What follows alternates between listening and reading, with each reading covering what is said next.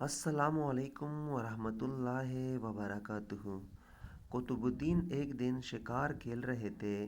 تیر چلایا اور جب شکار کے نزدیک گئے دیکھا تو ایک نوجوان ان کی تیر سے زخمی گر پڑا تڑپ رہا ہے۔ کچھ ہی پل میں اس زخمی نوجوان کی موت ہو جاتی ہے۔ پتہ کرنے پر معلوم ہوا کہ وہ پاس کی ہی ایک گاؤں میں رہنے والی بوڑھی عورت کا اکلوتا سہارا تھا اور جنگل سے لکڑیاں چن کر بیچتا اور جو ملتا اسی سے اپنا اور اپنی ماں کا پیٹ بھرتا تھا۔ قطب الدین ایبک اس کی ماں کے پاس گیا، بتایا کہ اس کی تیر سے غلطی سے اس کی بیٹی کی موت ہو گئی۔ ماں روتے روتے بے ہوش ہو گئی۔ پھر قطب الدین نے خود کو قاضی کے حوالے کیا اور اپنا جرم بتاتے ہوئے اپنے خلاف مقدمہ چلانے کی آزادی دے دی۔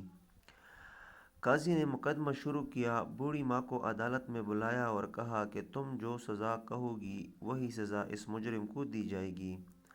بوڑھی عورت نے کہا کہ ایسا بادشاہ پھر کہاں ملے گا جو اپنی ہی سلطنت میں اپنے ہی خلاف مقدمہ چلائے، اس غلطی کے لیے جو اس نے جان بوجھ کر نہیں کی۔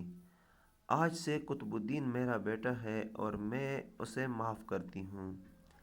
قاضی نے قطب الدین کو بری کیا اور کہا کہ اگر تم نے عدالت میں ذرا بھی اپنی بادشاہت دکھائی ہوتی تو میں اس بڑھیا کے حوالے نہ کر کے خود ہی سخت سزا دیتا۔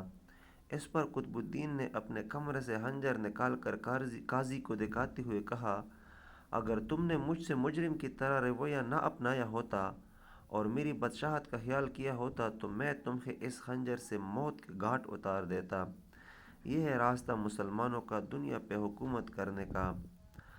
اگر ویڈیو اچھی لگی ہو تو ویڈیو کو لائک کریں، چینل کو سبسکرائب کر دیں۔ جزاک اللہ۔